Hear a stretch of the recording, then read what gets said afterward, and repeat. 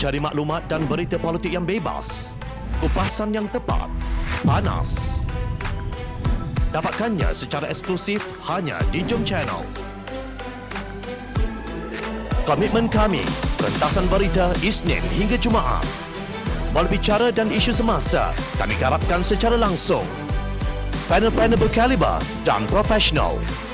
Interaktif, pandangan anda kami raikan. Jangan lupa bersama kami di setiap hujung minggu dalam edisi khas mingguan. Jom Channel, moving forward, sharing a new experience.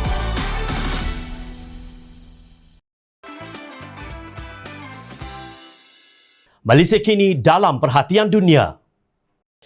Malaysia menjadi perhatian seluruh dunia, kata bekas Timbalan Menteri Undang-Undang Kerajaan Pakatan Harapan Muhammad Hanifah Maidin.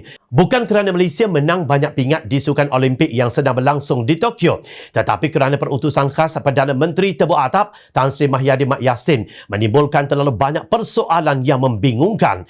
Jom Channel berkongsi persoalan yang dibangkitkan beliau. Menurut Hanifah, perutusan Perdana Menteri itu mengandungi terlalu banyak fakta yang boleh dipersoal.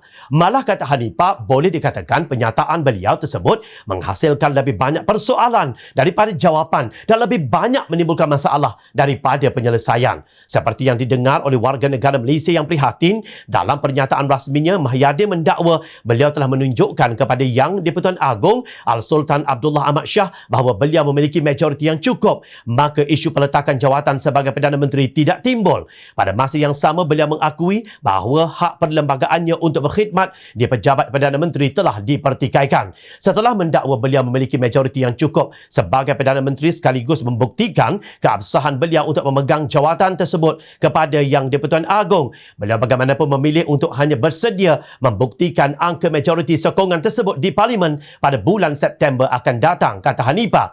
Namun apa yang lebih mengejutkan menurut Hanifah ialah dakwaan Mahyadin bahawa Yang di-Pertuan Agong telah pun memberikan perkenan kepada semua cadangannya itu. Dalam hubungan ini, Hanifah membangkitkan beberapa persoalan penting sekiranya andaian beliau yang mengatakan yang sebenarnya beliau benar-benar memiliki majoriti seperti yang diperlukan. Mengapakah beliau harus menunda proses untuk membuktikan majoriti tersebut hingga ke bulan September? Mengapa tidak sekarang? Beliau juga menyoal apakah sebenarnya yang benar-benar menghalang Mahyadin untuk membuktikan kepada seluruh rakyat Malaysia bahawa beliau telah memperolehi majoriti yang cukup banyak seperti yang digempar-gempurkan itu. Menurut Hanifah, sebagai seorang Perdana Menteri yang diketahui amat sukar untuk membuktikan angka majoriti beliau di Parlimen sehingga menimbulkan keraguan yang sah mengenai kelayakan perlembagaannya untuk memegang jawatan tersebut, logik mengatakan perkara pertama yang perlu beliau lakukan adalah membuktikan majoritinya sekarang dan bukan pada bulan September.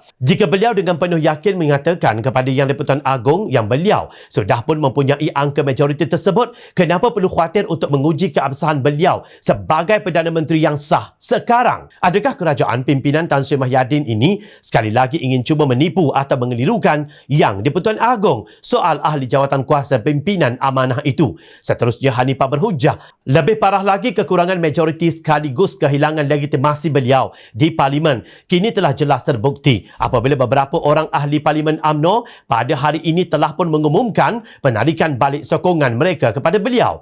Dengan itu, persoalan mengenai kehilangan majoriti ke atas Mahyadin adalah tidak boleh disangka lagi. Maka suka atau tidak, beliau tidak lagi mempunyai apa-apa pilihan. Beliau mesti bertindak segera bagi membuktikan majoriti bilangan ahli Parlimen yang benar-benar menyokong beliau sekarang dan bukan pada bulan September nanti.